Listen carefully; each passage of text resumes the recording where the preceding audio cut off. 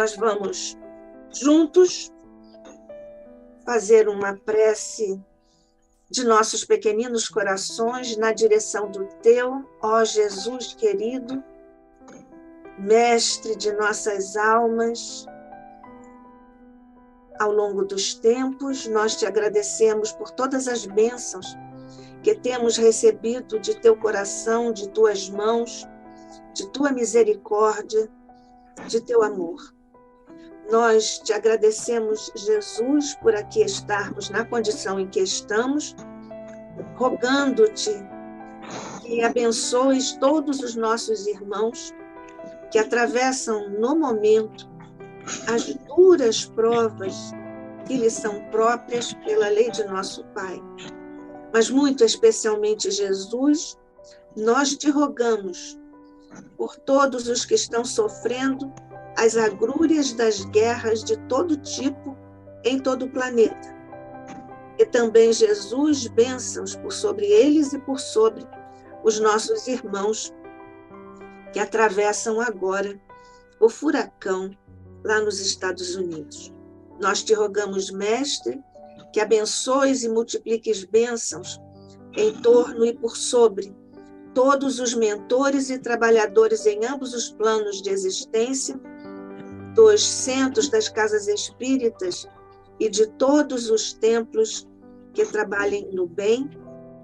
E muito especialmente, Jesus, nós te rogamos nesta hora a multiplicação de bênçãos, de luzes, de recursos, por sobre os mentores de nosso querido Instituto de Cultura Espírita do Brasil, o ICEB, representados pelo coração e pelo ideal de nosso querido fundador Eolindo Amorim, e pelo nosso presidente de honra, Jorge Andréa, que representam todos os demais mentores do nosso Instituto. Abençoa Jesus, em especial neste instante e a partir de agora, muito especialmente a nossa querida irmã, amiga Vanessa Anceloni, que vem nos trazer aqui o fruto de seus estudos e de suas amplas experiências nesse campo e no campo da divulgação da doutrina espírita. Que a paz de Jesus, teu coração, mestre, possa continuar conosco ao abrigo do manto de Maria, que assim seja, sob a graça de nosso Pai.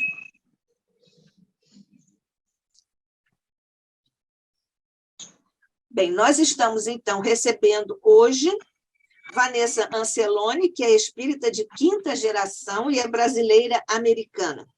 É neurocientista e psicóloga formada na Universidade de São Paulo, a USP, com pós-doutorado nos Estados Unidos. Tem trabalhado na divulgação espírita nos Estados Unidos há mais de 20 anos. É fundadora da primeira rádio espírita dos Estados Unidos, a Kardec Radio, 24 horas e totalmente em inglês.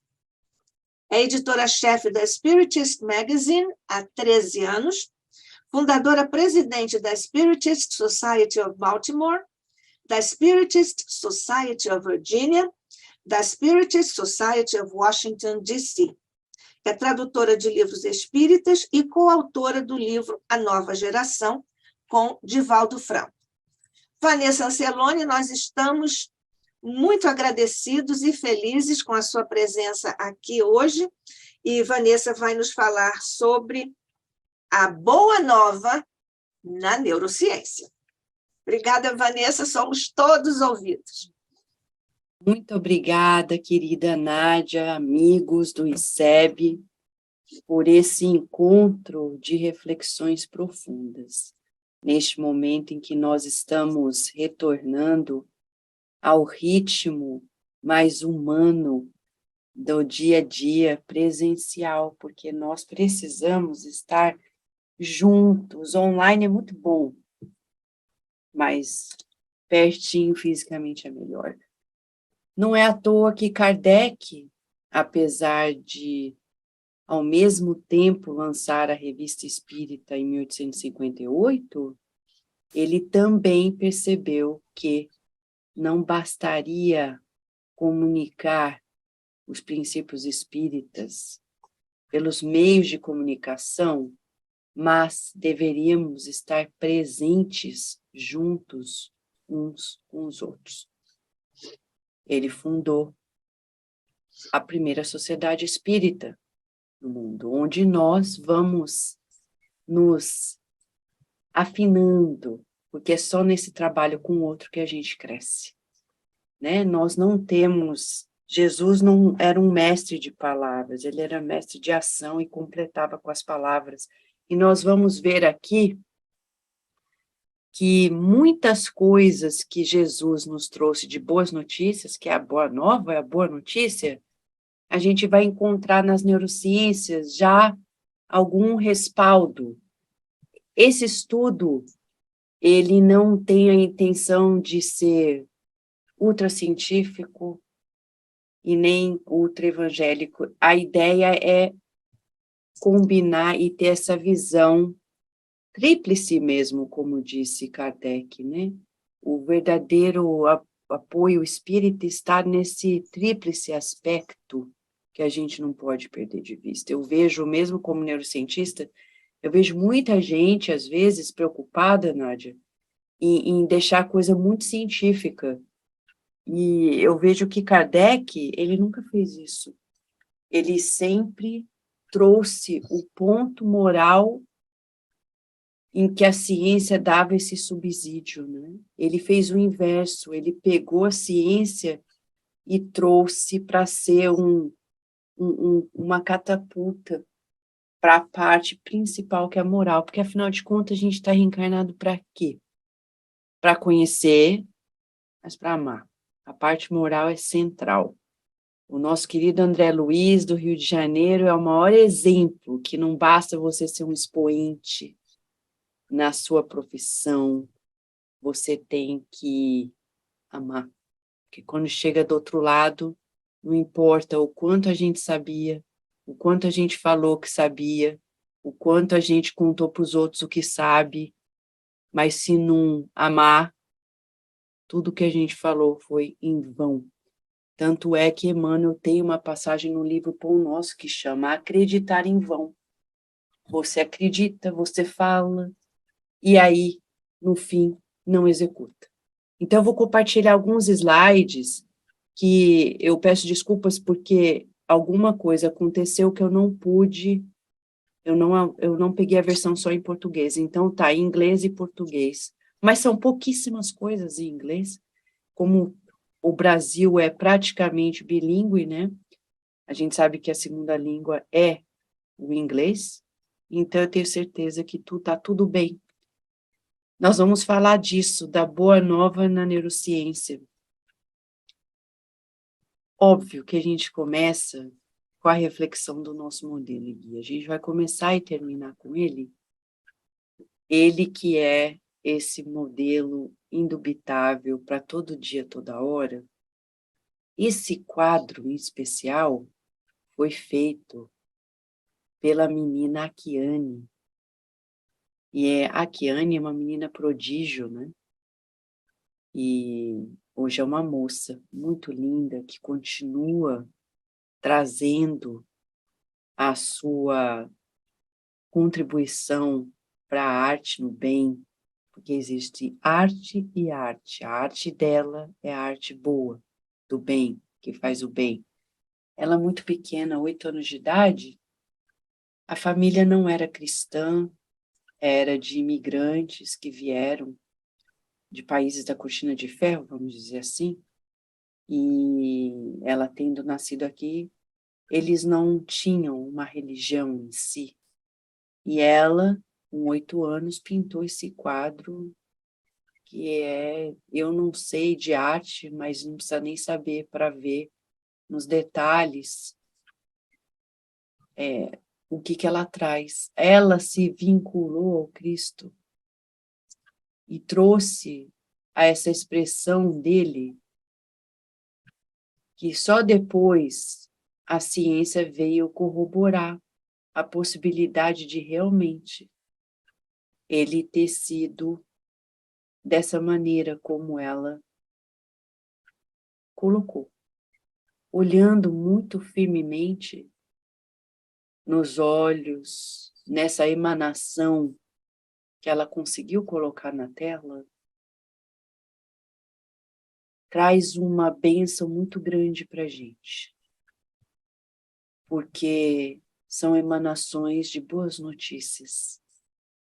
Como ele disse para Bartolomeu, e relatado no livro de Humberto de Campos, Boa Nova, através do médium Chico Xavier, no capítulo 8. Bartolomeu, vamos dizer assim, o protótipo do homem, da mulher de hoje em dia, cheio de conflitos, de ansiedades, depressões, ele vem e, entre tantas coisas, explica para Bartolomeu e repete para todos os nós nas páginas imortais de Humberto de Campos. A marca do cristão é a alegria, a coragem e a esperança. E nas vésperas de momentos críticos no nosso querido Brasil, a gente vai vendo o quanto essa recomendação do Cristo é importante para a gente. A alegria, a coragem de fazer o correto, o bem, e a esperança sempre. Não importa o resultado, a importância sempre. E essas boas novas que ele nos traz, de tantas coisas. Se a gente pegar o livro Boa Nova, dá para pegar o livro Boa Nova. Eu não pude fazer isso ainda, viu, Nádia? Sim. Mas eu ainda vou fazer. Pegar cada pedaço, literalmente, não só da Boa Nova de Jesus, do livro Boa Nova, e fazer a correlação com os relatos científicos. Mas a gente vai pouco a pouco trazendo aqui hoje algumas pinceladas, só para a gente ficar com vontade de ir lá e pegar essa obra que na Terra é um dos maiores tesouros da humanidade, porque ele descreve o Cristo, Jesus, numa linguagem corporal emocional, como diz a neurociência agora, numa nova fronteira, incomum, que na Bíblia não está escrito. São as passagens que a gente conhece, estendidas com detalhes, que é como se a gente visse um filme na nossa frente. E como é que eu vou seguir um modelo que eu não sei como ele agia? Porque as pessoas pensam que ele só falava, que ele só botava a mão e curava. Não, ele era um modelo coerente, integral, corpo e alma. E nós vamos ver nesse livro, num estudo muito profundo da linguagem corporal do Cristo, Jesus, as lições que a gente chama de não verbais, para que a gente possa realmente, nós possamos nos educar, como diz Kardec, na lei de trabalho, no seu comentário inesquecível de que a verdadeira educação é aquela que muda os nossos hábitos. Isso é regeneração, mudança de hábitos. O que está degenerado vai se regenerar. E nós vamos ver que o que Jesus falou não era palavra, porque o Dr. Andrew Newberg, que era da Universidade da Pensilvânia, foi agora para a Thomas Jefferson University na Pensilvânia, ele começou uma nova era na Terra, fundador dessa nova fronteira na neurociência que ele cunhou de neuroteologia.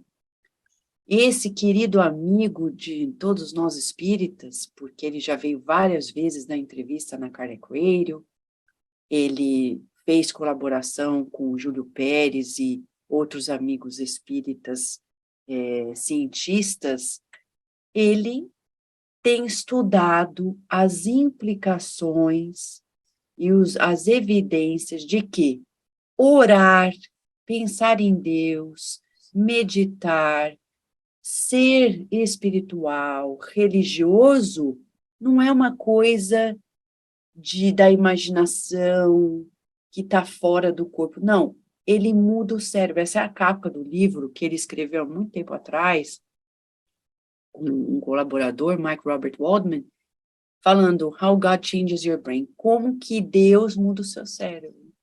Numa era em que nós estamos vendo a juventude não querendo ser religiosa, não querendo nada com Deus, vem a ciência e fala, ó, pensa bem, porque isso muda a sua saúde.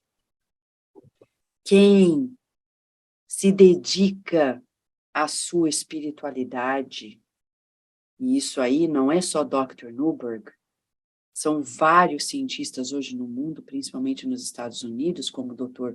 Harold Kenning, da Duke University, um médico, enfermeiro, coisa que é única, professor da universidade, pesquisador que tem centenas de artigos científicos que mostram todas as evidências que aqueles pacientes que têm uma religiosidade real, mas não é aquela de ir na igreja, picar o cartão, voltar, entrar no centro espírita, tomar passe, ir embora e ir para a roda de samba, tomar todas as cervejas. Não é isso.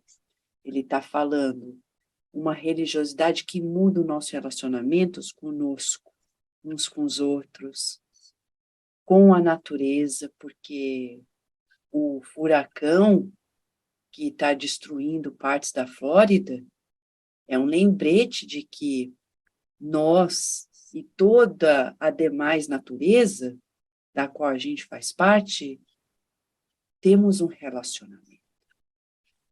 Tem implicações que vão de nós para toda a demais natureza e vice-versa. Precisamos nos relacionar com um tom diferencial do que temos feito, sem sermos exploradores. Todas as pessoas que realmente têm essa vertente religiosa, espiritual, elas recuperam mais rapidamente das suas doenças. Elas evitam muitos estados doentios da mente, elas conseguem se proteger em muitas instâncias, elas têm relacionamentos mais felizes consigo, com os outros, elas conseguem ter uma produção no seu trabalho mais estável. São inúmeras as implicações, tal que foi um consenso internacional em que vários desses pesquisadores, inclusive o Dr. Alexandre Moreira, do Brasil, e o Dr. Gary Schwartz, e vários outros, junto com o Dr. Harry Kenning e outros, chegaram a um consenso internacional de que é fundamental passar para os hospitais, para as clínicas, esse ponto de que quando o médico, o terapeuta, o enfermeiro trabalha com o paciente, ele tem que levar em consideração a espiritualidade e religiosidade da pessoa, sem interferir, mas estimulando para que, se a pessoa tenha algum tipo de espiritualidade e religiosidade, que se trabalhe nisso, para a sua própria recuperação. Não que o médico vá necessariamente adentrar qualquer discussão, mas falar, olha, se você tem uma religião, vamos trabalhar na minha prática psicológica, na School of Emotion, profissional, nós fazemos isso. Cada pessoa que chega, nós perguntamos o background religioso, e nós vamos naquele processo terapêutico somando as crenças. Ninguém se cura emocionalmente sem perpassar suas crenças. As crenças são fundamentais. Então, a gente precisa não só respeitar isso no paciente, mas também incentivá-lo para que a sua crença religiosa realmente seja um fator de saúde, porque está aqui nesse livro. Não basta isso, tem mais. Muitos anos atrás, quando Dr. Andrew Newberg e outros na sua equipe mostraram o impacto da meditação, da prece, eles mostraram, isso aqui é uma parte da revista Time, que foi capa na época, o impacto foi tal dessa pesquisa, mostrando para a gente que quando, por exemplo, a gente fala palavras religiosas, olha só, vamos ver se eu aponto aqui, ó. Áreas específicas do cérebro, aqui na junção dos 3 lobos, que a gente vai ver que é uma área ligada à linguagem que está particularmente sendo ativada mais fortemente quando a pessoa fala palavras religiosas. Ele foi bem específico quanto a pessoa olhar, por exemplo, imagens sagradas. Você vê, é interessante, eu não vou me estender muito, mas se a gente quisesse um dia ir fundo, ó, a área Queremos. do lobo temporal inferior aqui, essa bolinha, que está envolvida com processamento de imagens, ela fica mais ativada quando a pessoa vê imagens sagradas. Então, a pessoa não está maluca quando ela fala assim, eu quero ter minha estátua lá da Mãe Santíssima. Isso realmente impacta a pessoa. Por isso que a gente não pode virar para uma pessoa e falar assim, para com isso, é bobagem. Não. Deixa a pessoa, se ela precisa de um quadrinho, se ela precisa de uma estátua, realmente isso afeta. Agora, veja bem, que áreas, né, essas áreas, elas estão nos falando que tem todo um processo multissensorial acontecendo na nossa experiência religiosa. Mas não é só isso. Nós estamos falando da impressão física e fisiológica de tudo aquilo que a pessoa está experienciando quando ela fecha um olho, medita. Quando ela fecha um olho e fala palavras religiosas, ou abre o olho, olha uma figura religiosa, ou ela olha uma estátua, todo o sistema dela físico também está sendo impactado. Então, ser religioso não é uma coisa da cabeça, que eu falo entre aspas, fora do corpo. Não, está aqui, ó, sendo impresso em nós. Emoções religiosas, por exemplo, aqui no lobo temporal, nessa parte mediana, que está ligada ao processamento emocional, né? Ligado ao sistema límbico.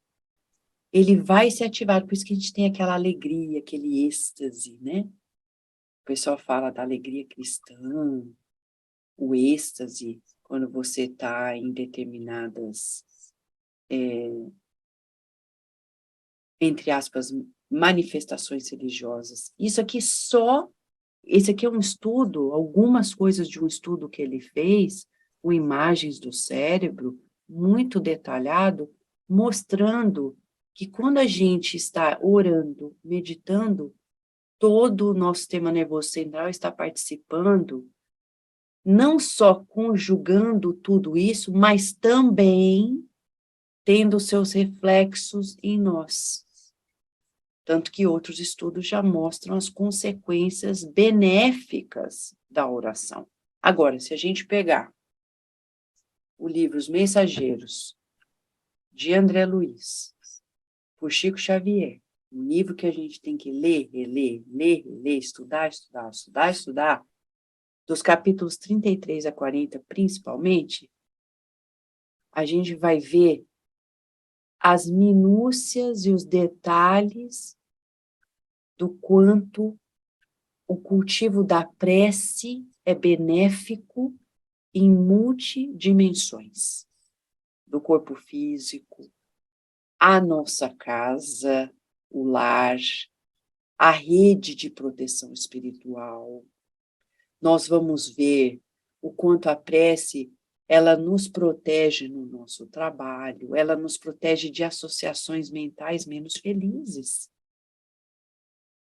Detalhes que muitas vezes a gente deixa de lado porque o mundo saiu da imposição religiosa e está no outro extremo agora.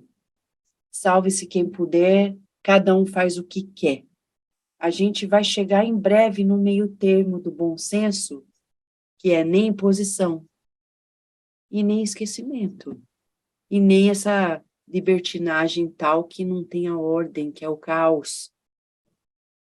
Deus é a suprema inteligência amorosa do universo. Nós não somos autocriados. Nós viemos de uma origem divina e caminhamos na luz para a luz. Precisamos cultivar o essencial em nós, que é a nossa relação com Deus. Ela não só nos beneficia enquanto encarnados, nós não temos estudos, né, Nath, para falar do corpo espiritual, né, do cérebro, dos estudos de imagem, do impacto da prece no cérebro espiritual em si. Mas a gente pode, por todos os livros de André Luiz, perceber que, obviamente, é porque o corpo físico é a expressão dessa impressão que, primeiramente, acontece no plano espiritual mais quintessenciado, que é o nosso corpo espiritual, que é o perispírito. Bom, o Dr. Andrew Newberg também fez estudos outros com médiums aqui nos Estados Unidos, que eles falam, né, que falam em línguas, que é a mediunidade, vamos dizer, psicofônica, vamos dizer assim. E ele mostra, isso aqui é só uma imagem simbólica para mostrar como que, quando a pessoa na parte esquerda, isso é uma imagem do cérebro, como se você estivesse pegando um helicóptero olhando de cima para baixo, onde essa parte da frente estaria o nariz e aqui para trás estaria a nuca da pessoa. Então, mostrando as várias áreas, isso aqui é uma ativação, as que estão mais ativadas e menos ativadas, quando a pessoa está cantando aquelas músicas evangélicas gospel. Então, quando a gente fala assim, ai, que bobagem ficar cantando essas músicas evangélicas, não é bobagem, não.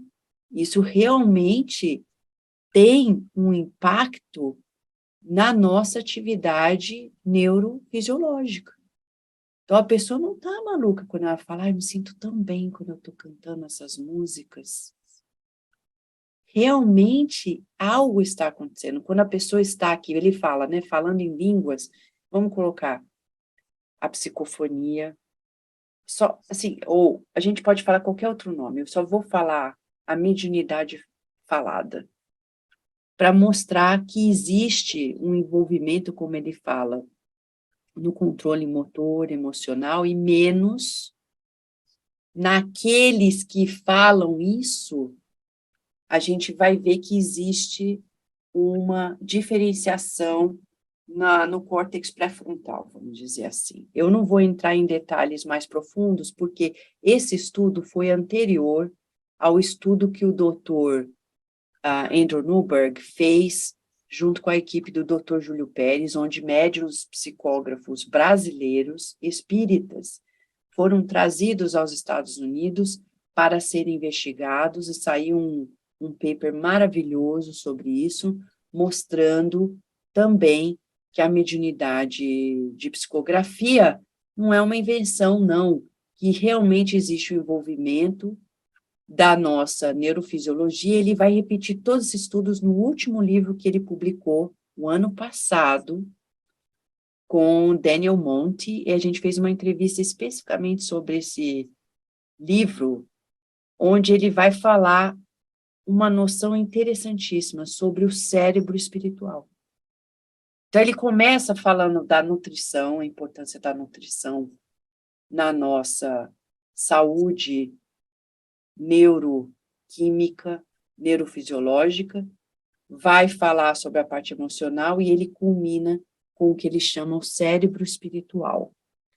Esse cérebro espiritual, onde ele vai resumir alguns desses estudos que a gente está falando, mostrando para a gente, ele fala isso, ele que é médico, neurocientista, que é o líder dessa área nova da neurociência, chama neuroteologia.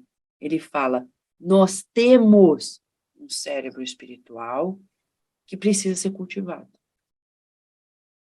Então, agora, quando um jovem chega para mim e fala assim, essa coisa de religião, eu falo assim, não, saúde. É saúde, é a sua saúde. Orar, faz bem para a sua saúde. Pensar as coisas religiosas te deixa mais fortalecido no seu sistema imunológico, etc, etc, etc. Então, hoje a ciência já vem nos dizer que quando Jesus ensina-nos a orar no monte, ele não estava falando nada místico. Ele estava falando de algo que é parte da nossa constituição multidimensional, incluindo a parte física, que é temporária, mas é fundamental para a nossa reencarnação. Sem o corpo, a gente não pode estar aqui. Então, nessa primeira etapa dessa nossa reflexão, com esses estudos, fica claro que quando Jesus nos convida à comunhão com Deus, que é um capítulo específico do livro Boa Nova, ele está nos convidando a ter mais saúde. Então, a gente precisa aprender a orar. E aí vem Kardec como um educador incomum, lá no penúltimo capítulo do livro do Evangelho segundo o Espiritismo, onde ele, por primeira vez na Terra, vai falar, olha, o que a gente faz quando está orando? Conversando com Deus. Como? A gente pode pedir, agradecer e louvar. E ele começa a nos explicar como nós, humanos, vamos saindo da nossa animalidade, entrando nessa era de ser realmente humano, porque Jesus veio como modelo para que nós sejamos humanos. Tem gente que acha que ele é anjo. Não, ele veio para falar como ser humano. Tanto que Emmanuel fala isso no livro da coleção Fonte Viva, Humanidade Real, que ele veio nos mostrar o que é ser humano. E ser humano é isso, é pensar. Eu vou lidar com Deus refletindo. Aqui, nossas crianças no Centro Espírita da Virgínia, é muito interessante, toda vez que elas vão fazer aulinha, a gente tem uns cartõezinhos para elas fazerem a prece nessa direção que Kardec ensina. Então, ó, é pedir, agradecer e louvar. E nós, educadores, estávamos reunidos essa semana, e os educadores estavam falando, poxa, eles têm uma dificuldade de louvar, muito porque eles não entendem o que é louvar. Então, a gente está preparando uma aulinha para que a gente possa ensinar o que é louvar. E ontem, no Evangelho no Lar, que nós estávamos fazendo com a nossa filha Virgínia, saiu uma lição que falava sobre contemplar a natureza, justo quando teve aqui umas luzes diferenciadas no pôr do sol, que ela estava usando um binóculo, tirando foto, e a lição falava a importância disso, da gente contemplar essa natureza. E a gente estava conversando com ela, Virgínia, imagina, o que Deus pensou, filha? Quando ele criou isso, o pôr do sol, com essas cores diferenciadas, por que será que ele queria fazer isso? Ela falou assim, para deixar a gente feliz. Eu falei, isso, filha, é louvar. Você admirar o que Deus criou e sentir o que ele deve estar passando para a gente com aquela criação, isso é louvar, filha. É isso, só isso. Se a gente fizer isso todo dia, é uma prece já. Já é um pedacinho de prece. Olha como que você se sente quando você vê isso. Olha o cachorro que a gente tem. Como é fofinho. Olha o pelo dele. O que Deus estava pensando quando criou? E a gente, nessa conversa com a criança, a gente pensa nós mesmos como adultos, que a gente pouco louva, né? Pouco louva, a gente pede muito, agradece pouco, quase nunca louva a Deus, porque a gente está resistente quando no passado a gente louvava da boca para fora, então agora a gente não quer fazer isso. Mas a gente está falando agora louvar com o cérebro, com a nossa razão, juntar, como diz Dr. Antônio Damasio, que é um dos neurocientistas mais respeitados hoje, porque ele é líder nessa área da neurociência da emoção, e ele fala, a gente tem que sentir raciocinando, raciocinar sentindo. Senão não faz sentido. Nós, com o Espiritismo, Kardec disse, traz sua razão junto, porque religião sem razão não tem razão. Não faz sentido. Então, o Dr. Andrew Newberg descobre coisas nesse estudo que a gente vai ver que está ali, ó, par e passo com Kardec no Livro dos Médiuns, quando Kardec falava que a mediunidade é um fenômeno que é processado pelo cérebro do médium.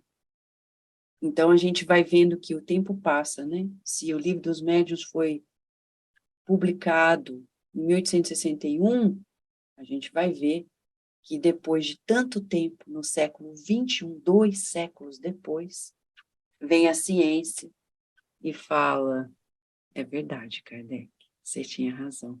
E olha, quantos cientistas americanos de Andrew Newberg, Dr. Harold Kinney, vários, Gary Schwartz, a gente tem tudo gravado em áudio, vídeo, eles falando, Kardec era um gênio, Kardec era um gênio, Kardec era um gênio, que a humanidade está conhecendo cada dia mais.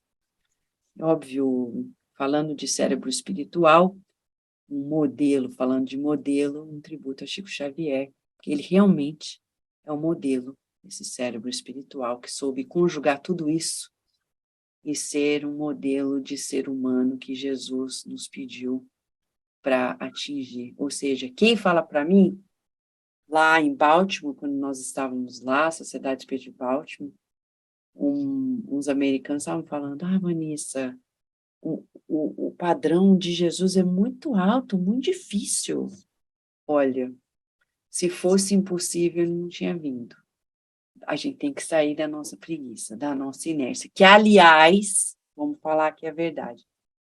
Se a gente pegar Cornélio Pires, que psicografou por Chico, Casimiro Cunha, e aí volta lá no Céu e Inferno, dos versos de Cornélio Pires e Casimiro Cunha, e vai lá no Céu e Inferno, nos casos dos espíritos endurecidos, a gente vai ver que dos 2 casos que Kardec colocou, a palavra era a mesma repetida nos versos de Cornélio Pires e Casimiro Cunha, falando para a gente que a preguiça, a indolência, a inércia é o maior impedidor do nosso progresso.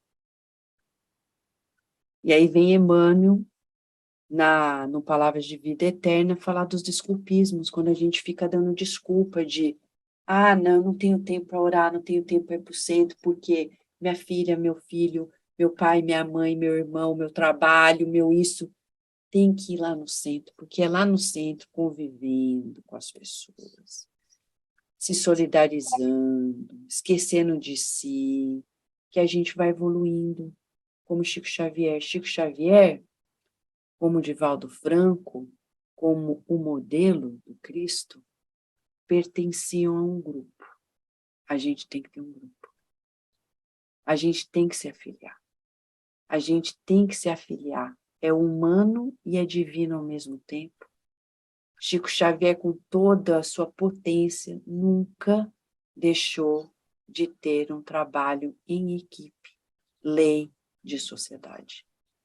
Porque ele não só nos humaniza, como nos pole na parte principal, que é aprender a ser humilde.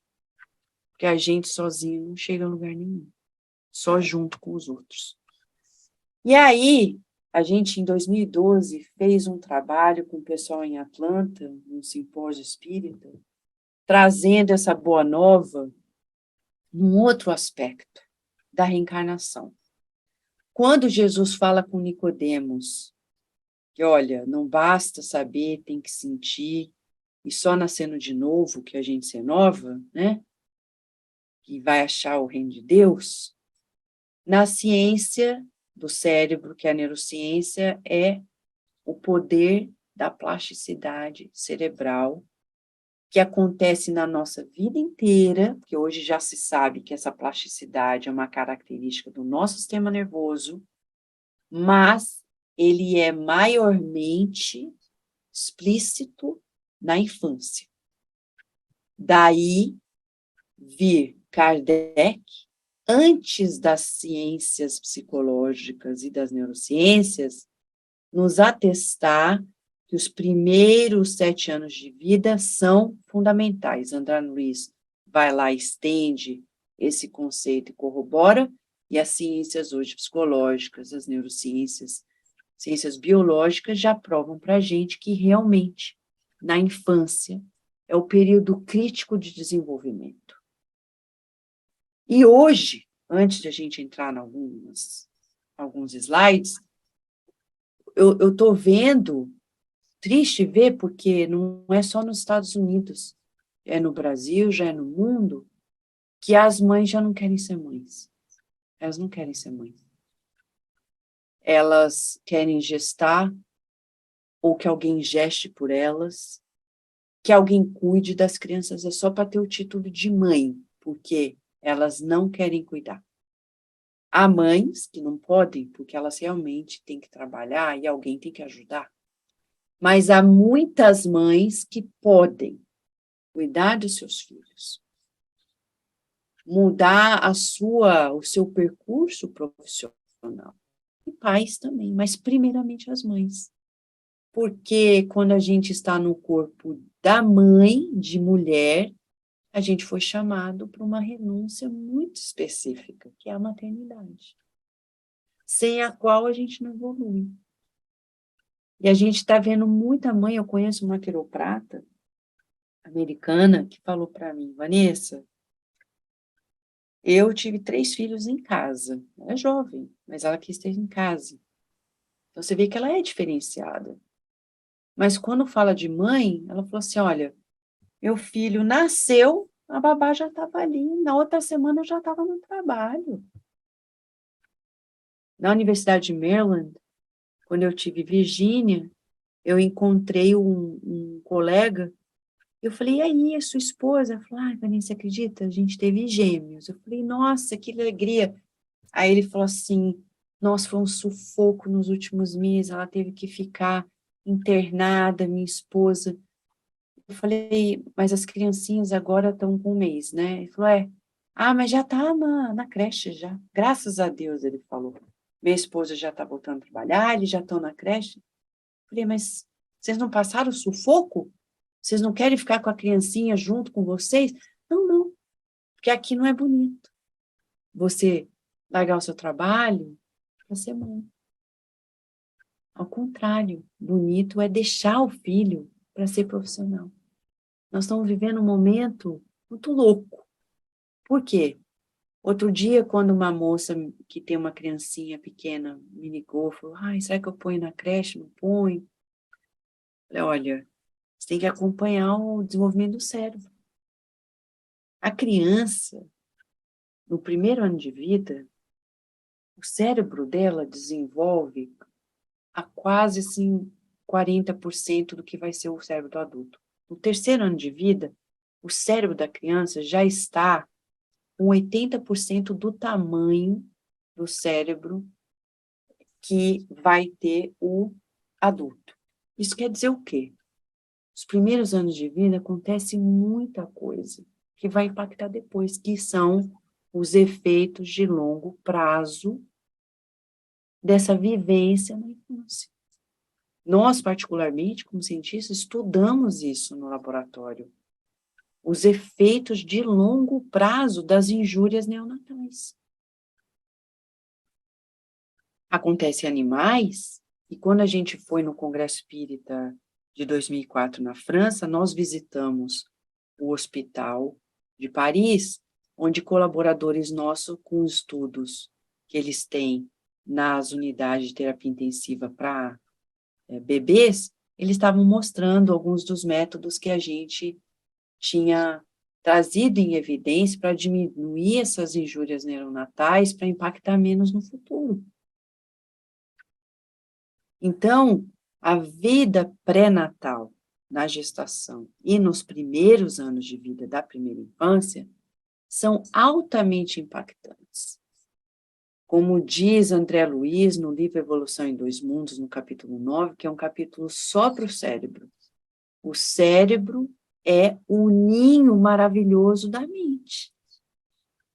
Então, quantas crianças a gente vê hoje em dia que têm mentes brilhantes, mas não tem a nutrição que precisa, não tem o afeto que é a nutrição emocional que precisam, não estão podendo botar para fora a potencialidade que tem.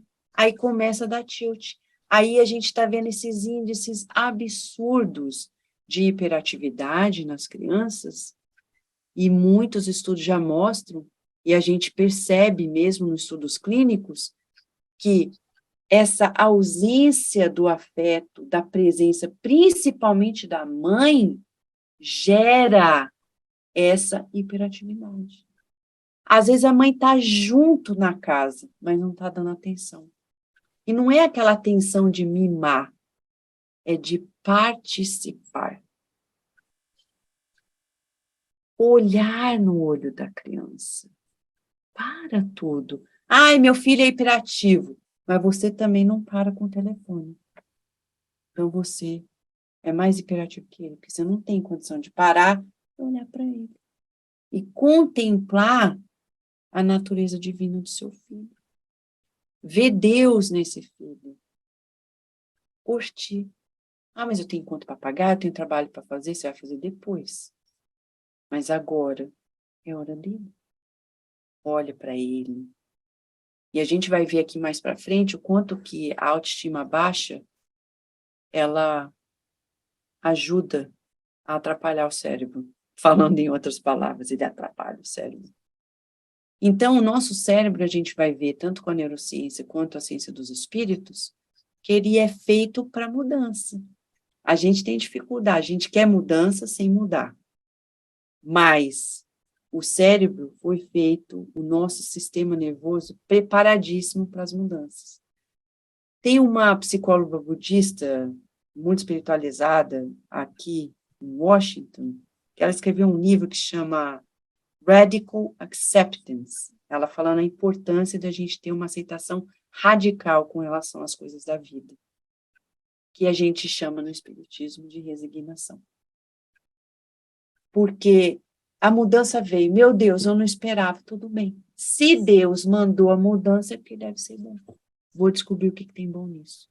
Aí vem Emmanuel, no livro Pensamento e Vida, que é um livro fundamental para quem quiser se regenerar nessa reencarnação. São só 30 capítulos, um livro fino, profundo, mas de lições incomuns. Capítulo 10 ele fala: quem quiser se desamarrar do passado, daquela prisão, da não evolução, precisa buscar o bem, sentir o bem, visualizar o bem e moldar esse bem com todos os recursos que nós temos à mão. Olha, quando Emmanuel escreveu aquele livro, as neurociências não eram nem, né, 1958, a neurociência ainda estava dentro dos estudos da medicina biológica, nem era uma ciência ainda em si. Já existiam os grandes neurocientistas, Ramon Carral, Camilo Golgi, etc. Mas Emmanuel vem na fronteira e fala, ó, buscar o bem, sentir o bem, visualizar o bem. O Dr. Srini Pillai, da Harvard, numa entrevista na Kardec Radio, num livro que ele escreveu sobre como mudar o medo, ele fala a importância das visualizações. E eu lembro quando o Divaldo Franco, eu não lembro quando foi, eu lembro que eu ouvi a conversa que o pessoal falou dos CDs da visualização terapêutica, saúde, viagem interior, que Joana orientou, o pessoal reclamando, né, falando, isso aí é invenção, está trazendo coisa mística para o espiritismo. Não, isso é bem espírita mesmo. A visualização no bem faz bem. Ela é progresso. O Dr. Srini Pillai, da Harvard, vai dizer, você precisa visualizar onde você quer chegar para o seu cérebro ter um endereço, como se fosse um GPS. Se você pegar o seu GPS e falar, ó, quero ir para o Rio de Janeiro, você vai chegar no Rio, mas você vai chegar na casa que você quer? Ah, vou botar a rua, mas não chegou na casa. Você tem que botar a casa, o número, o endereço, tudo. Hoje, as neurociências falam isso, você tem que ser preciso na sua visualização. Ah, eu quero me reconciliar com a pessoa. Mas você já visualizou isso? Ah, não estou conseguindo. Quantas vezes as pessoas falam no atendimento fraterno? Vanessa, eu não quero sentir raiva da pessoa, mas eu não quero nem pensar nela. Ah, então, mas você vai ter que pensar nela. Ora por ela, não consigo. Então vamos tentar. Visualiza você, Jesus, junto com vocês, envolvendo vocês numa luz de reconciliação. Na visualização terapêutica do CD Saúde, a meditação da luz divina que cura do lago, antes de receber todo aquele banho de luz, a orientação é o quê? Reconciliar com o próximo. Visualize-se ali, reconciliando com essas pessoas. Quantos de nós estamos numa batalha mental diária? André Luiz vai elucidar isso no livro dos domínios da mediunidade, no capítulo 20. Mas a gente precisa perceber isso todo dia. Quando eu estou aqui parado, lembrando a pessoa no trabalho, que falou para mim X coisa, e eu fiquei assim, pô, por que eu não respondi isso? Isso é batalha mental. É o duelo que está no Evangelho. É o duelo. Eu devia ter falado isso, eu devia ter feito aquilo, e a gente fica.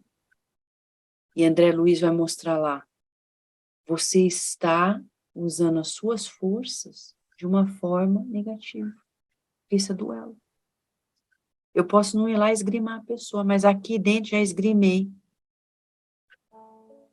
Eu já esgrimei a pessoa. O nosso cérebro foi feito para mudar. Eu posso mudar isso. Como? Conquistando pensamento a pensamento. Percebi, eu vou lá e falo, peraí, respira. A respiração que nos traz o relaxamento, como diz o Dr. Herbert Benson. Ele que cunhou o termo respiração relaxante, aquela respiração do abdômen inferior, onde a gente inspira, expira longamente. E aquilo vai fazendo com que a gente esteja no presente, mudando a nossa maneira de sentir. Bom, vamos falar mais um pouco da plasticidade. Essa plasticidade cerebral é a nossa habilidade de ativar, vamos dizer assim, a nossa circuitaria. Tá vendo esses neurônios, as conexões? É como se a gente estivesse fazendo uma faxina ali, ó, tá arrumando essas conexões, eu tô afinando muitas delas, estendendo outras, criando outras conexões, propiciando novos comportamentos. Não basta mudar o comportamento, é mudar a atitude.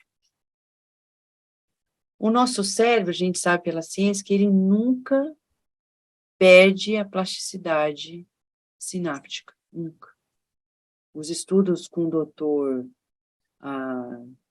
Fred Gage, em 2002, na Universidade da Califórnia, em San Diego, foi o primeiro a mostrar, ó, só 2002, 20 anos atrás, a mostrar que nós não perdemos essa plasticidade, essa possibilidade de remoldar as nossas conexões cerebrais e, consequentemente, a manifestação renovada da nossa maneira de ser, de viver. Ele mostrou isso em estudos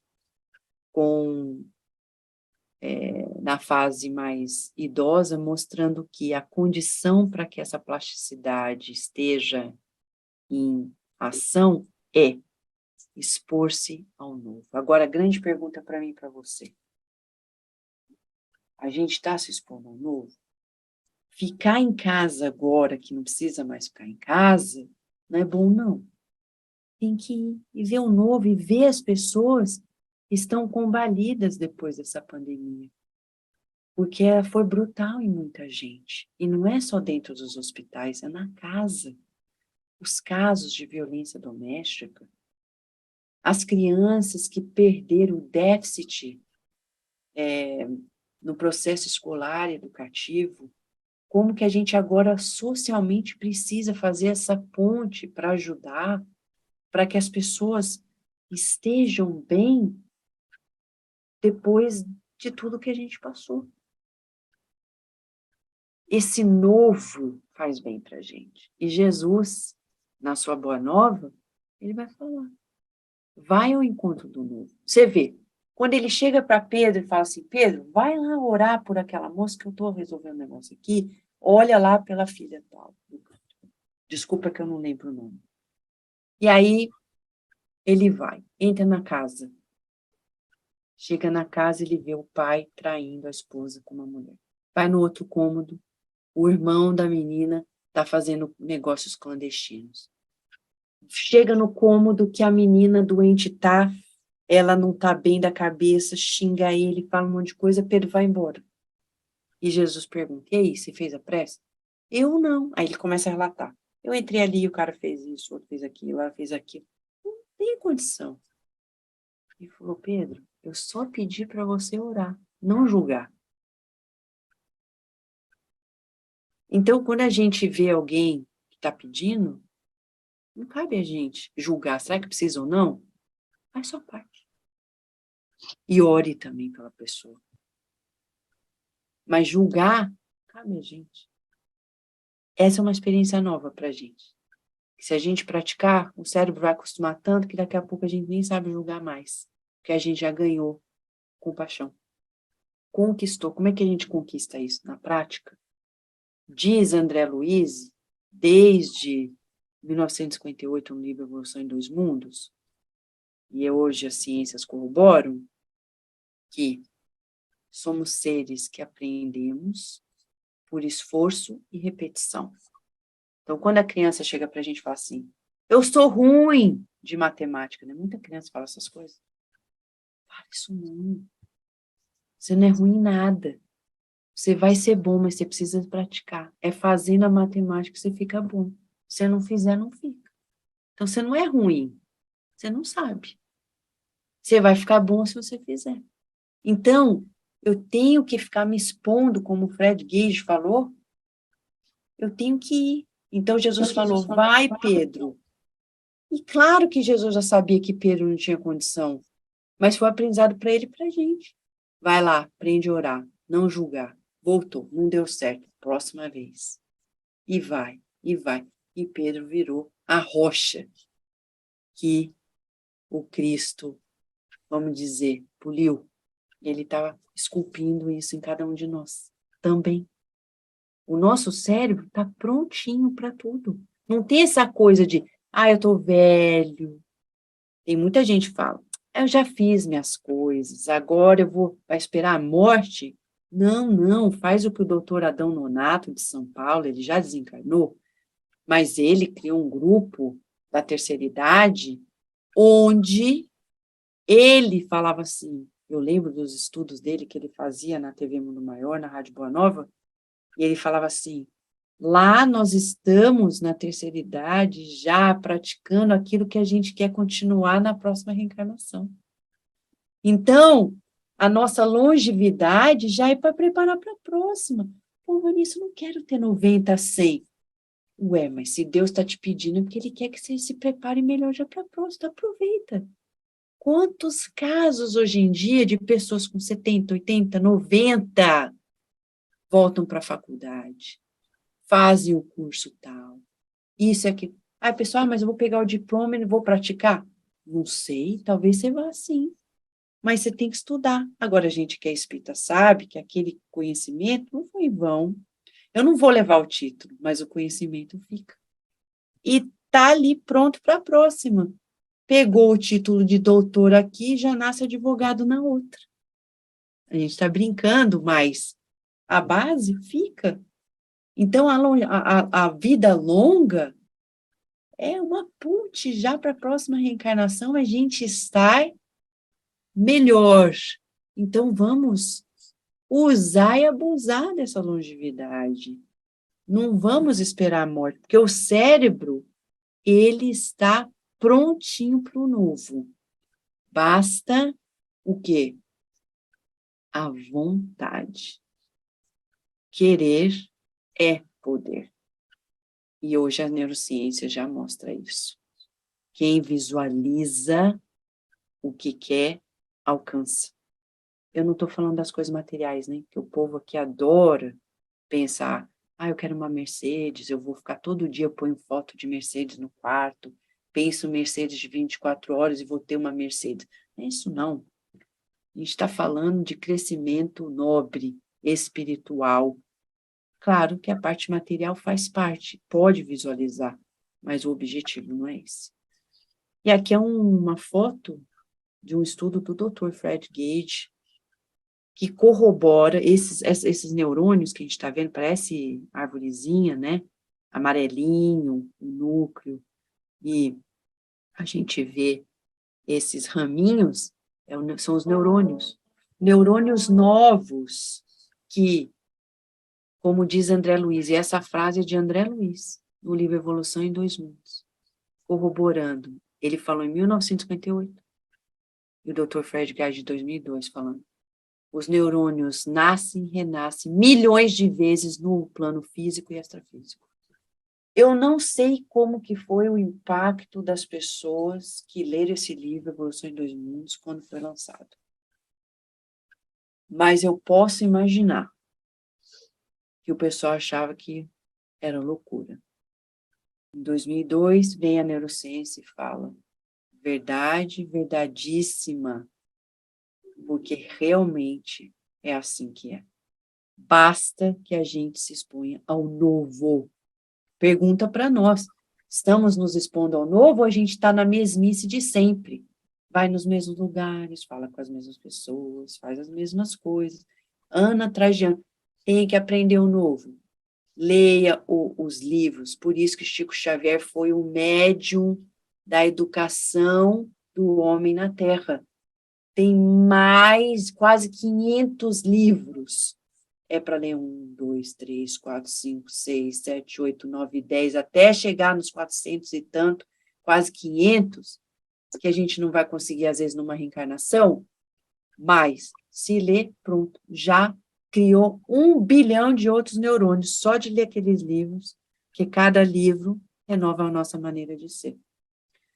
O doutor Michael Merzenich vai falar que existem 2 épocas grandes de plasticidade cerebral para a gente. Uma é a fase crítica da infância, quando o cérebro está se apresentando, e a plasticidade adulta, que é quando o cérebro se refina.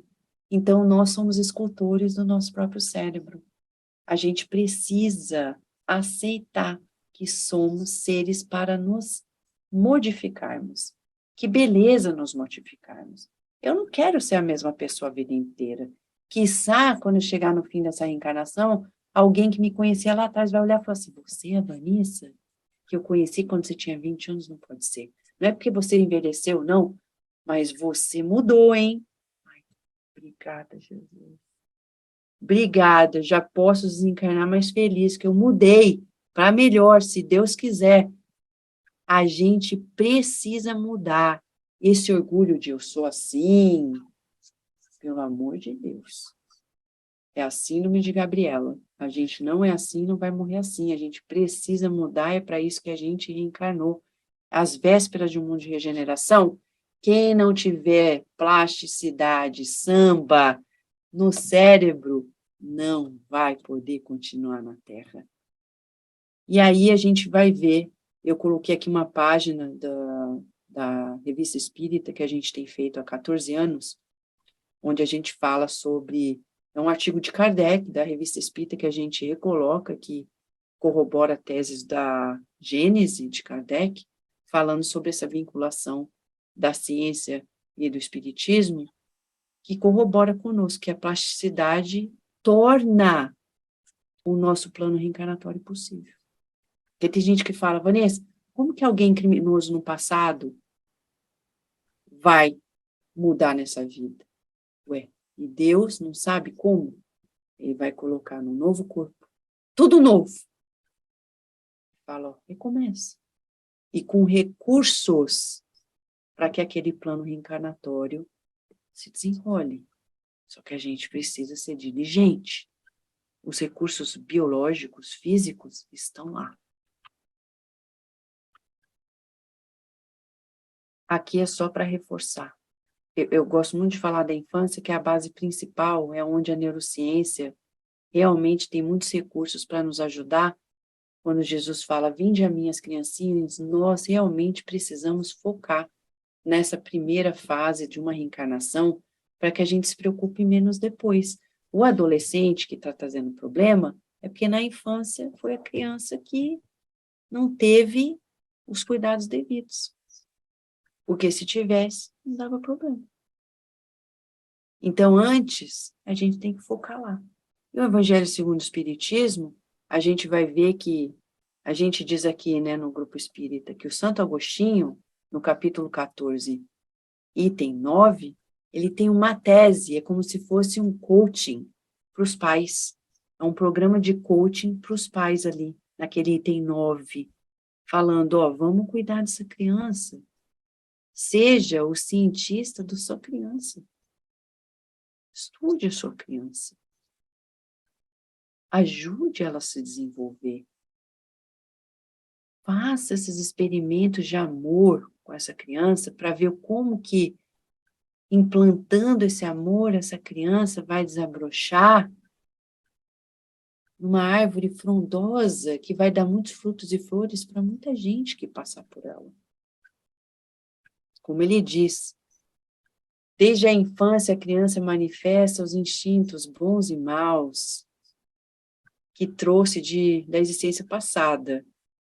E isso, aí é que é a nossa necessidade de nos aplicarmos e estudarmos isso. Então, o Dr. Américo Canhoto tem um livro que chama Pequenos Deslizes, Grandes Problemas. E ele vai ter um estudo profundo de como que às vezes a gente olha e fala assim, é porque ele é pequenininho, por isso que ele bate. Não, ele bate porque ele não evoluiu mesmo.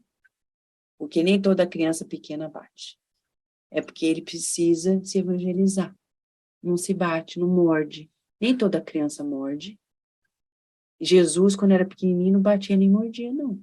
Está lá no livro Boa Nova. Ao contrário, ele pegava, diz a Mãe Santíssima, a mãe dele, Maria, no capítulo, junto com Isabel, ela fala que ele trazia as crianças, os necessitados da rua para casa para serem ajudados. Criança.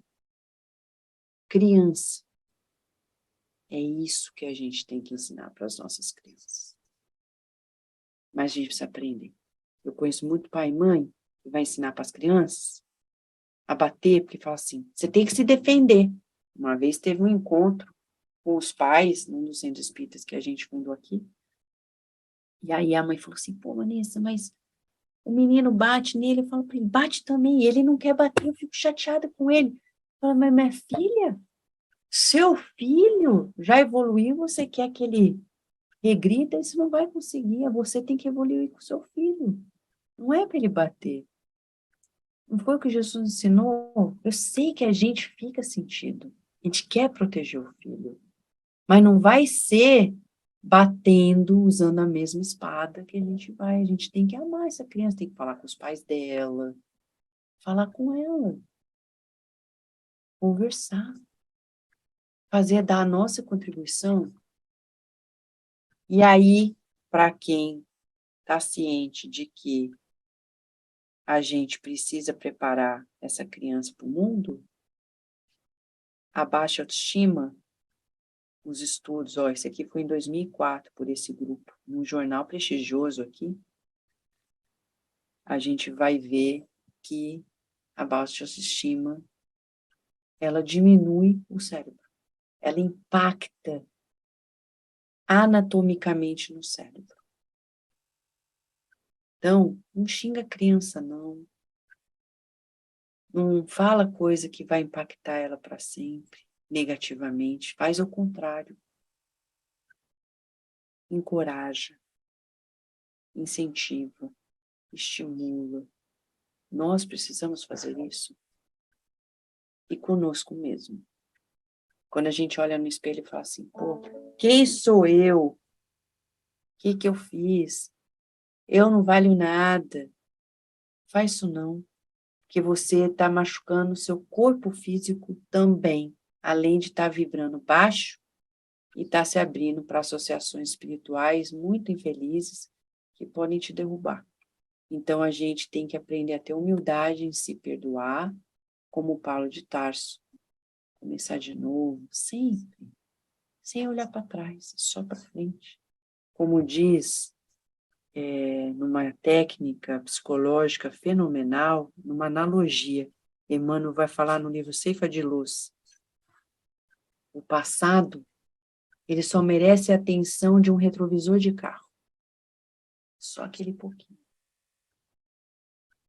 Aí o foco é na frente. O passado é referência para dizer aonde a gente não deve ir e para onde a gente precisa ir. Falando disso, a gente já vai trazendo esses estudos que vão confirmando, porque Jesus, na Boa Nova, traz a importância de elevar a nossa estima divina. Olha esse estudo. O cérebro diminui, fica 1/5 menor do que a pessoa que tem boa estima. Então, é importantíssimo usar nossa criatividade para a gente se espiritualizar. Leon Denis, no livro Espiritismo na Arte, ele vai falar da arte que eleva, que nos ajuda a progredir, que ajuda essa plasticidade, a gente aprender o novo. E a gente teve uma edição específica da Revista Espírita que fala disso, quando Kardec trouxe esse diálogo inesquecível de Mozart, depois da sua excursão em Júpiter, e os relatos de Rossini na Revista Espírita de Kardec, mostrando para a gente que a arte tem que vir sublimando o nosso ser. Eu sei que hoje a nossa arte, a música, está bem deturpada, mas existe um outro ramo aí nascendo, é uma renascença da arte que espiritualiza, que renova, que regenera, que cura, e o entretenimento saudável. Por mais que o nosso carnaval, essa é uma capa da Revista Espírita, onde a gente fala os bastidores, né, dessas festas lindas, culturais, que precisam voltar à sua raiz real, nos enobrecendo e não nos animalizando. É um entretenimento saudável para a nova era, que vai nos catapultar. Hoje tem estudos da neurociência da música, mostrando quanto que a pintura, as artes em geral, podem ser altamente terapêuticas para a nossa saúde mental e física, e que a gente não explora. Tem muita gente que fala assim, eu sou muito racional. Não, não, não. O verdadeiro racional usa os dois lados do cérebro. E o lado direito, que é mais responsável pela modulação da arte, ele também é parte da gente. A gente precisa colocar esse lado artístico, criativo para fora. Não que a gente vai ser um profissional da arte, mas a gente precisa trazer para ser mais completo, mais uno com a nossa essência divina.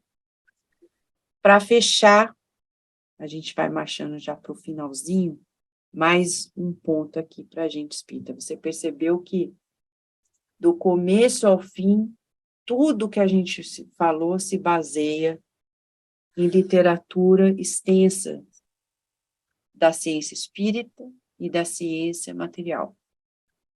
Em 2014, neurocientistas nos Estados Unidos mostraram por primeira vez que Quando a gente lê, a gente muda o nosso cérebro. A gente muda as nossas conexões e muda a nossa maneira de sentir. Então, hoje as neurociências estão propondo uma terapêutica nova que advém da leitura. Mas que leitura?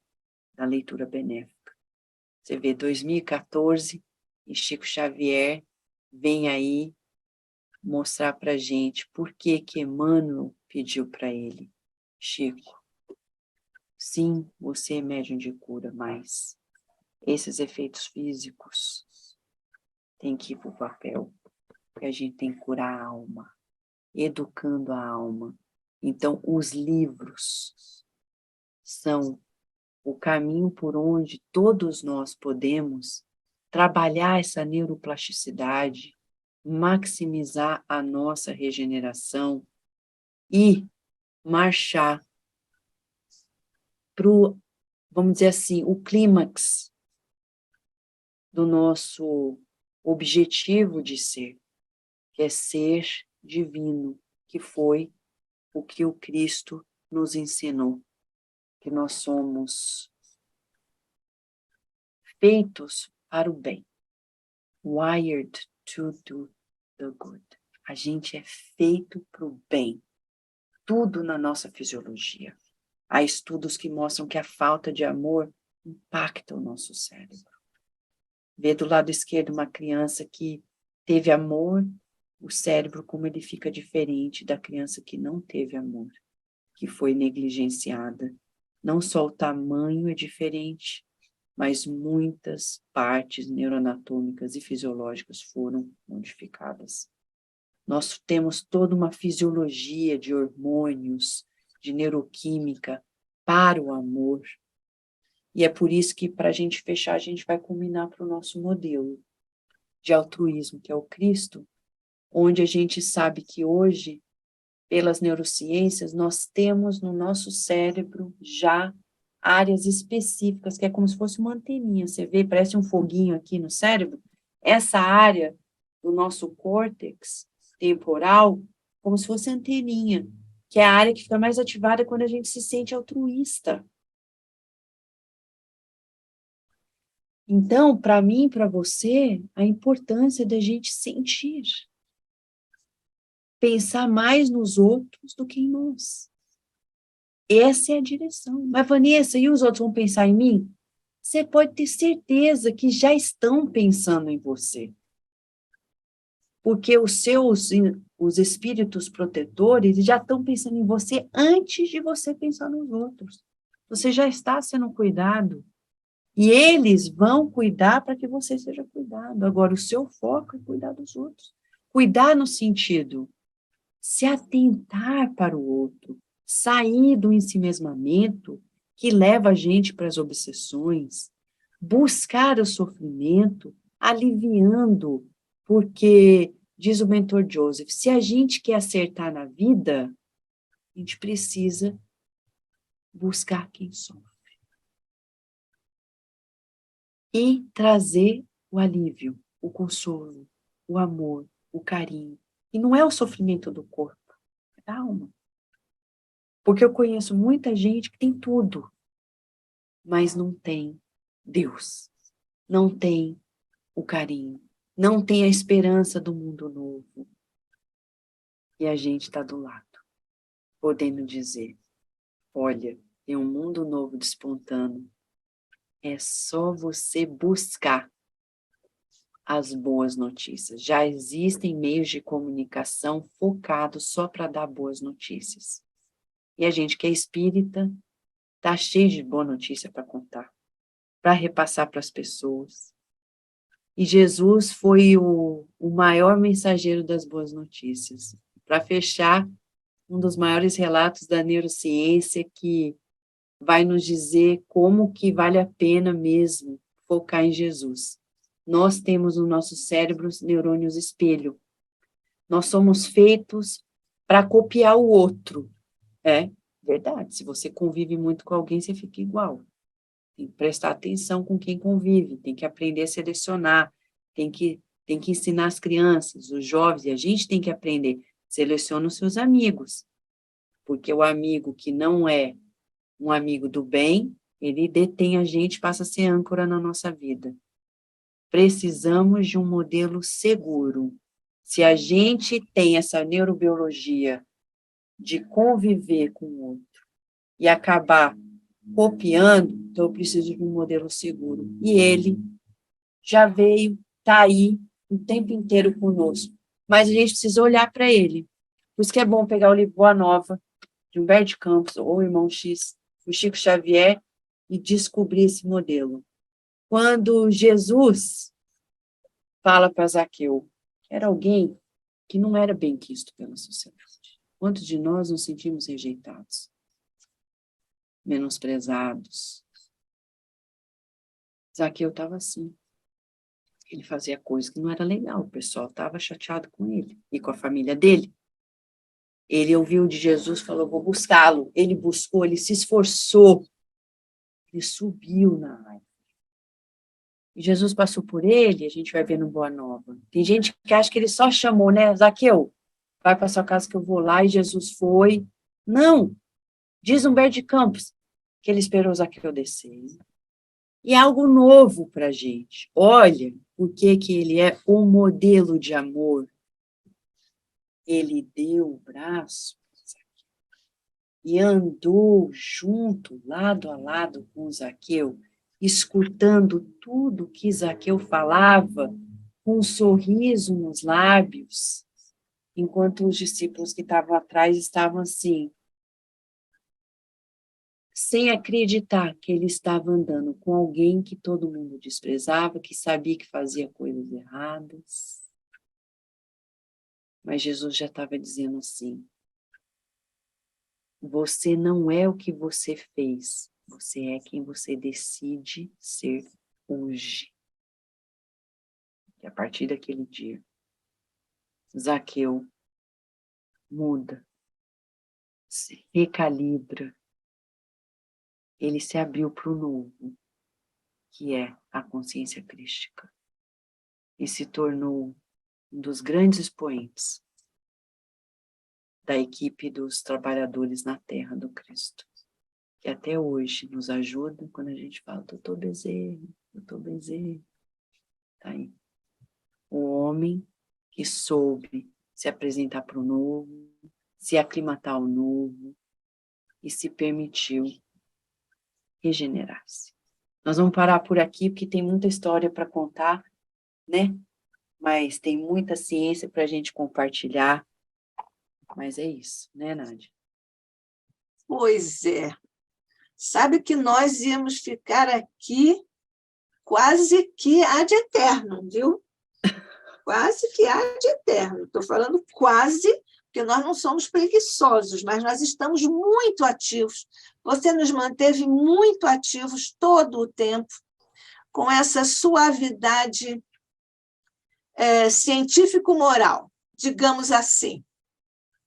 E você tem essa capacidade rara de colocar de uma forma simples algumas coisas que não são tão simples para a maioria ou para os não especialistas, né? Então, nós queremos muitíssimo agradecer a você, Vanessa, por ter nos trazido essas informações, essas comprovações, esses experimentos e essas aplicações, todas elas diretamente relacionadas à doutrina espírita, ao Evangelho de Jesus, numa comprovação do que está escrito lá no Evangelho e reafirmado na codificação magistral do nosso querido codificador. Muito, muito bom. Agora, eu estou muito... Como é que eu vou dizer? Eu estou muito triste, porque o que eu fiz aqui de perguntas não vai dar tempo. Não vai dar tempo. Nós vamos ter que fazer uma reunião só para as perguntas, porque eu acho que isso deixou para nós muitas perguntas. Posso fazer um pedido? Sim, claro. Eu queria pedir a Vanessa para voltar e especificar mais aquelas regiões dos cérebros que eu achei muito, muito importante para nós que somos médiums, né? Vai trazer? Vai. Com certeza. Olha, e também... Muito obrigada. O que foi? Muito obrigada, estou agradecendo. E devo dizer que a Marisa é uma médium de excelente qualidade, de uma rara acuidade e delicadeza de captação mediúnica. Então, ela vai ver o que acontece na cabecinha dela com as luzezinhas piscando lá, coloridas no cérebro. Muito legal. Existe outro pedido, Vanessa? A Rosa, nossa querida, você conheceu a Rosa? Que a Rosa está interessada, a Rosa também trabalha na área da ciência, no início nós dissemos que ela é a nossa doutora em genética, ela pediu para você me enviar, ela disse, seria possível enviar para a Nádija o nome desses livros citados para ela enviar para nós por WhatsApp? Obrigada pela excelente palestra. Uma pergunta para a Rosa, ela está falando dos livros dos slides ou dos livros espíritas? Não, né? Dos slides. Não, né? dos slides, dos livros que você citou, sobre os cérebros, sobre os trabalhos. Tá bom. Ela citou outros também, né? Você citou com o doutor Andrew Newberg, né? Isso, Você citou esse. Aliás, quando você falou da pesquisa dele com um outro... me esqueci aqui o nome, mas eu anotei. Eles trabalharam, ou o Alexander trabalhou também essa linha? Na época que o doutor Júlio Pérez, eu acompanhei Júlio Pérez, isso. Júlio Pérez de São Paulo. Isso. O Júlio Pérez, o doutor Alexander Moreira também está com o nome dele lá. Ele não participou assim, ele participou, o Alexander Moreira, né, de Juiz de Fora. Exatamente. É o psiquiatra. Ele participou, mas quem ficou em colaboração direta com o doutor Eno Newberg foi o Júlio Pérez. Tá. Aliás, deixa eu dizer aqui para o nosso grupo, o Alexander está na minha lista, viu? Para vir aqui, porque é muito importante ouvirmos e estarmos com o Alexander. Aliás, já que você falou no Júlio Pérez, deixa também eu dizer aqui que o Alexander e o Júlio Pérez participaram de uma importante pesquisa na Alemanha sobre mediunidade, e um dos médiuns era o Adriano Calzoni, o nosso grande biógrafo da nossa amadíssima Amélie Baudet, e eu tenho 2 programas gravados com o Adriano Calzoni no Novos Rumos, os nossos programas na Rádio Rio de Janeiro, em que ele relata, inclusive, uma interessantíssima experiência que ele e alguns médiuns desse grupo, do Alexander e do Júlio Pérez, aí havia uma pesquisa institucionalizada, não é isso? Com o hospital e tudo, mas lá surgiu uma ideia de os médiuns irem, aí era uma coisa voluntária, os médiuns irem a um centro de formação de oficiais das SS, lá em Aachen, na Alemanha. O Adriano foi um desses voluntários, e ele relata muita coisa interessante nesse nosso programa especial para ele relatar esse experimento lá no Novos Rumos. Deve estar lá no site da Rádio Rio de Janeiro. Então, nós temos, então, essa... Engraçado que a primeira anotação que eu fiz, Vanessa, foi sobre os neurônios espelho. Foi sobre os neurônios espelho. E depois eu falei, escrevi aqui sobre o Alexander, porque eu queria muito falar sobre isso, e já te perguntei sobre isso. Essa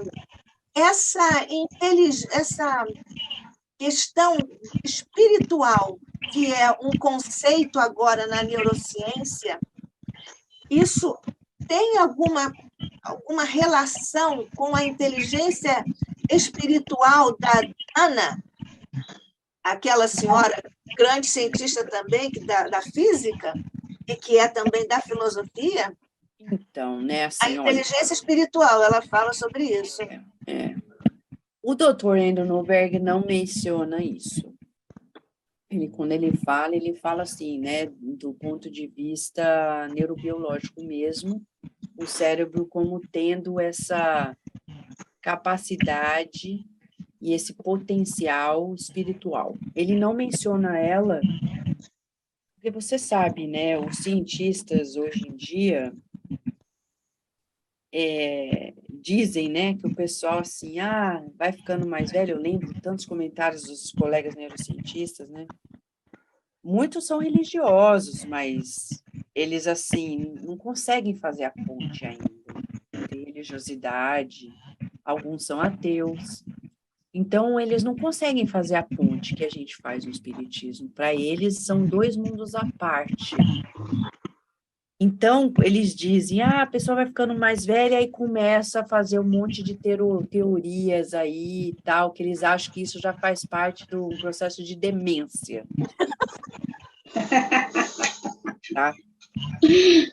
Então, assim, por exemplo, o Dr. Andrew Norberg, ele teve problemas, né? Ele começou na Penn State University a fazer os estudos, e ele teve que sair, porque... Foi por isso que ele saiu para outra? Porque ele é jovem, mas houve uma pressão muito grande, né? Quando ele entrou nesses estudos com médiums e tal, ele não se mete com nada, mas ele sofreu uma pressão, por isso que ele foi para Thomas Jefferson University. Então, assim, o Dr. Gary Schwartz uma vez falou na rádio para mim, tá gravado. Ó, Vanessa, você, jovem cientista, você não pode fazer essas coisas. Eu posso, porque ele falou, eu já tenho. Hoje ele está, a última pesquisa do Gary Schwartz, que ele ainda é professor, ele fala, hoje eu posso fazer pesquisa, ele está querendo criar aquele telefone espiritual. Está fazendo uma pesquisa interessantíssima, querendo Mas criar... é na transcomunicação? Ele está querendo... e ele está fazendo um experimento, assim, muito refinado mesmo, mas ele fala, eu posso, porque eu já estou numa fase na minha carreira que não afeta mais. Eu não perco minha posição, não perco nada. Então, realmente, eu estou falando isso porque hoje no Brasil, a ciência até material, por exemplo, o doutor Alexander Moreira, ele tem campo para trabalhar, porque o Brasil é espírita. Nos Estados Unidos, ele, como psiquiatra, não conseguiria fazer 1/1000 do que ele faz no Brasil. Então, aqui, a ciência ainda tem que tatear muito cautelosamente quando o Dr. Andrew Norberg traz esses estudos. Vou dar um exemplo que eu não falei aqui. O Dr. Jim Tucker, da Universidade de Virgínia, em Charlottesville, que era onde estava o Dr. Ian Stevenson. O Dr. Ian Stevenson desencarnou, quem ficou foi o Jim Tucker, ele que é o líder dos psiquiatras ali que trabalham com os estudos de memórias de vida passada.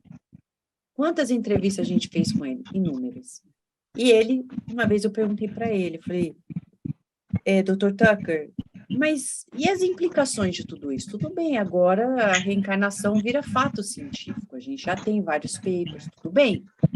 Mas e aí, o que muda na tua prática psiquiátrica? Ele falou, não sei. Não é que ele não sabe, é porque a implicação é o quê? E a ciência não vai entrar nisso. Então ele fala, não sei. Como não sabe? Você não tem cérebro para pensar? Claro que ele sabe. Mas ele não pode falar porque esse retorno da evidência para a prática é um tabu enorme ainda. Né? Sim. É um tabu enorme. Então, você vê que ainda há a dificuldade de sair da evidência, voltar para a ciência e para a aplicabilidade, né, que é quando a gente fala que sai do laboratório e vai para a clínica, para poder realmente ter um impacto. Esse passo ainda vai demorar. Então, por exemplo, quando fala da inteligência espiritual, para sair de evidenciar que o cérebro acomoda essas experiências religiosas, espirituais, para poder dizer que existe uma inteligência espiritual, é um pulo que ele ainda não deu. A gente sabe que é, Uhum. mas eles ainda não Atinaram com esse caminho, né? Não, eles ainda não têm instrumentos materiais para poder dar esse Comprovar. nome. Pois é, nós também não temos agora, no momento, instrumentos de tempo para você responder aqui as minhas perguntas, por exemplo, que vão punk, a profecia autorrealizadora, entendeu? Vão do Cornélio Pires, que tem um único livro que eu saiba, de que eu tenha conhecimento, que foi psicografado, inclusive pela dona Nair, que foi o Cornélio Pires, que fez o prefácio, tudo anotado pelo Chico Xavier, que é sobre o Catulo da Paixão Cearense. Eu até fiz um estudo do ponto de vista linguístico, porque ela captou a forma, porque o Catulo fez poesia com aquele idioleto, né, do homem simples do sertão. Então, passa por aí. Depois, aí aqui é uma coisa, não é de receita, não, mas é de aprofundamento sobre como facilitarmos o desenvolvimento da plasticidade cerebral nas crianças. A influência da ambiência no lar na mediunidade, ou suposta mediunidade, ou tendência nas crianças. E aí, queria também que você desenvolvesse o papel ou a força do exemplo, que evidentemente nós todos sabemos que é fundamental, os nossos mentores dizem isso, mas a força do exemplo e os neurônios espelho na educação. Falar em educação, nós ouvimos tanto a Vanessa falar sobre a relação dos adultos com as crianças, com os seus filhos, ela fala isso de uma maneira tão encantadora, tão sensível. Ela não vai falar, mas eu aqui vou dar um depoimento. A filha da Vanessa, a nossa querida Virgínia, ela tem 10 aninhos e ela auxilia as atividades, a preparação do ambiente para os encontros de ação evangelizadora lá no centro.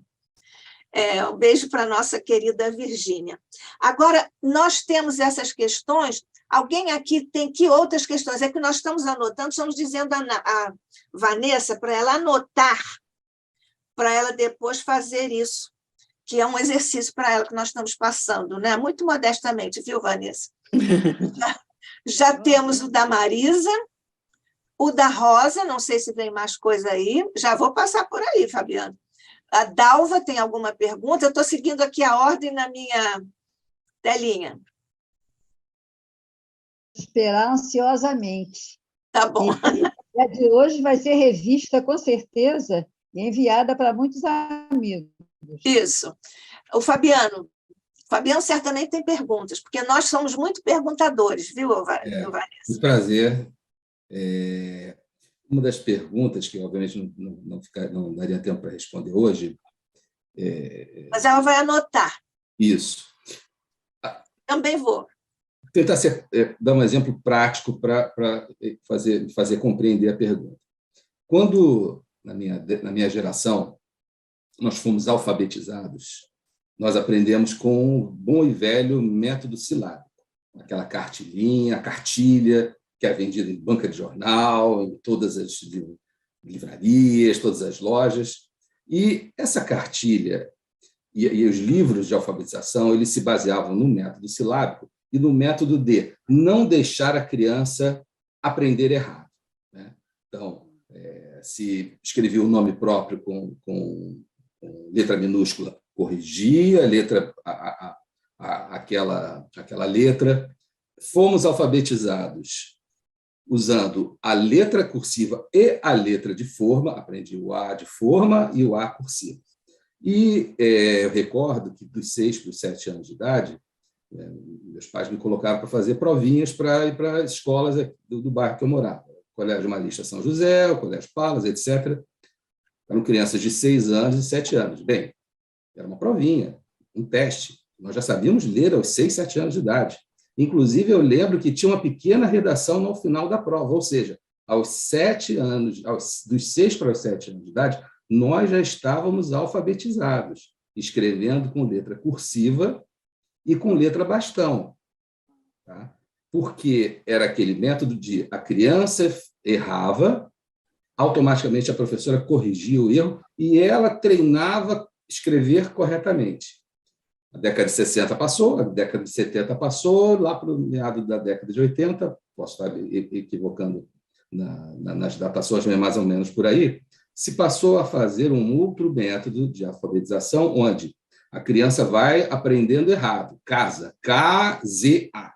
E ela vai escrevendo casa, aí você vai tentando, fazendo ela entender os fonemas, etc. É um método não silábico.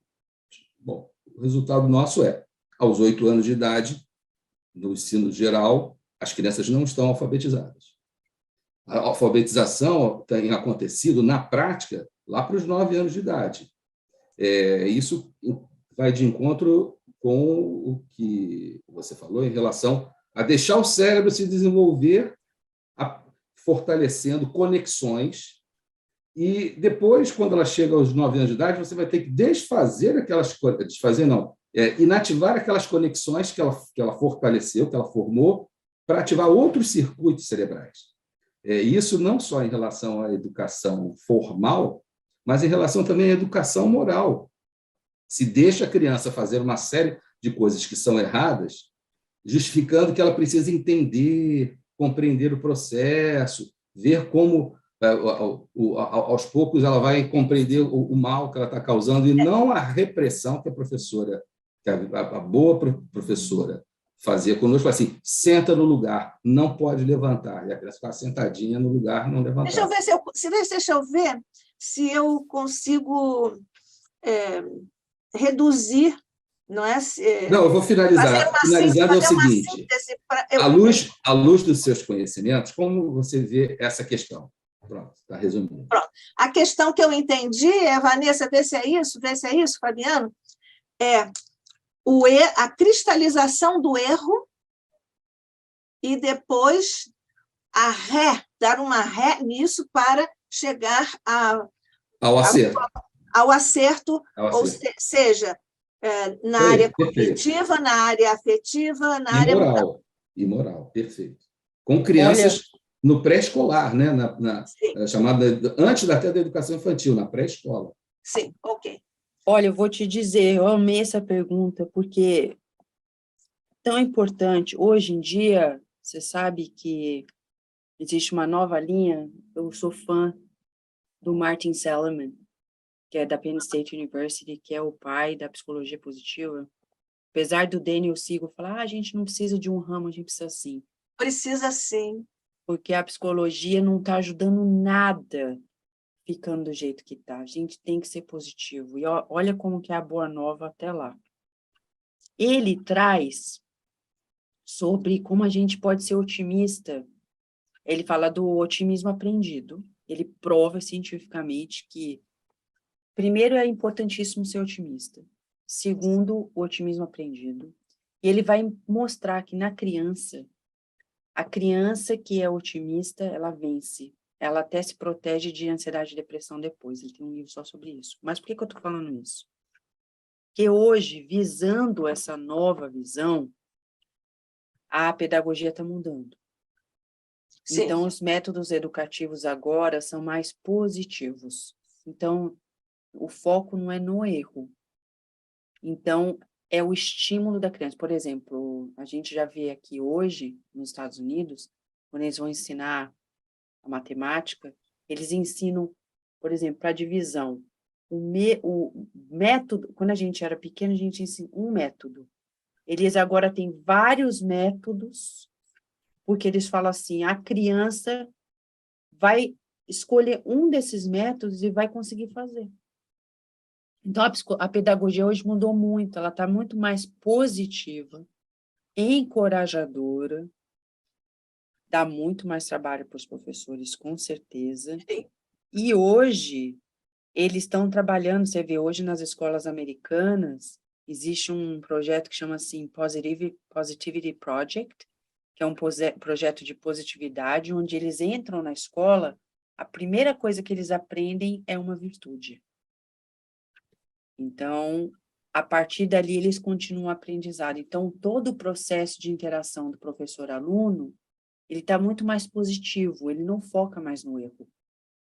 Ele está focando no acerto e propiciando que esse aluno tenha a chance de escolher qual a maneira pela qual ele vai aprender melhor. Sim. Então, mudou tudo, graças a Deus. Tem muito para melhorar, mas a gente está melhorando bastante e a gente está vendo que realmente esse caminho está sendo do encorajamento e não foco na correção. Isso. Antes, nós vamos marcar todo mundo permaneça depois da prece, nós vamos fazer a prece aqui para encerrarmos o nosso encontro, mas após a prece, nós vamos combinar quando é que nós podemos fazer esse encontro de perguntas e respostas para a Vanessa, porque como professora eu também sei que surgiu a questão, temos que dar imediatamente um estímulo e um feedback. Então, nós temos que dar a resposta. Então, depois nós vamos combinar isso com a Vanessa. Tá bom assim, Vanessa? Tá bom? Então, tá bem. Alguém tem alguma outra pergunta? Não. Mas depois nós também vamos sistematizar aqui o tema para a Vanessa voltar. Nós vamos criar um espaço para a Vanessa voltar, porque a nossa programação já está fechada até dezembro, mas nós vamos criar um espaço porque é a necessidade didática, da neurodidática, para nós darmos essa resposta. Então, com o agradecimento pela palestra, pelo encontro, pela reunião de gala que o ICEB viveu hoje com Vanessa Anceloni, que, estando conosco, e a cujo coração, neste instante, nós pedimos que receba as vibrações do nosso amor e da nossa gratidão, da nossa consideração e da nossa admiração pela sua trajetória, pela sua contribuição ao movimento espírita e ao alargamento de horizontes em nossas reflexões espíritas e evangélicas. Que Deus te abençoe, minha querida. Fica com Deus. Então, Jesus querido, neste momento em que reunidos estamos e continuamos reunidos em teu nome, rogamos-te, Mestre querido, que recebas neste instante a nossa gratidão pela proteção, pela iluminação com que nos brindaste a reunião aqui no Instituto de Cultura Espírita do Brasil, com nossa querida irmã e amiga e profissional, Vanessa Anceloni. Faz, Jesus, descer sobre ela, sobre sua trajetória, sobre seus estudos, sobre seus projetos, que certamente são no bem, as bênçãos da multiplicação de recursos, Mestre querido, para que continue a sua trajetória e a inestimável contribuição que tem oferecido, certamente continuará a oferecer a todos nós. Abençoa o ICEB, nossos mentores queridos e todos que aqui trabalhamos em ambos os planos de existência. Faze o mesmo, Mestre, por misericórdia, por sobre todas as casas aqui representadas, as de Vanessa e as de todos os nossos queridos companheiros que aqui estiveram e que possam todos ter renovadas as luzes as vibrações de paz, de luz, de estudo e de amor por sobre todos nós. Que a tua paz e a tua luz permaneçam conosco hoje e sempre, sob a graça de nosso Pai. Assim seja.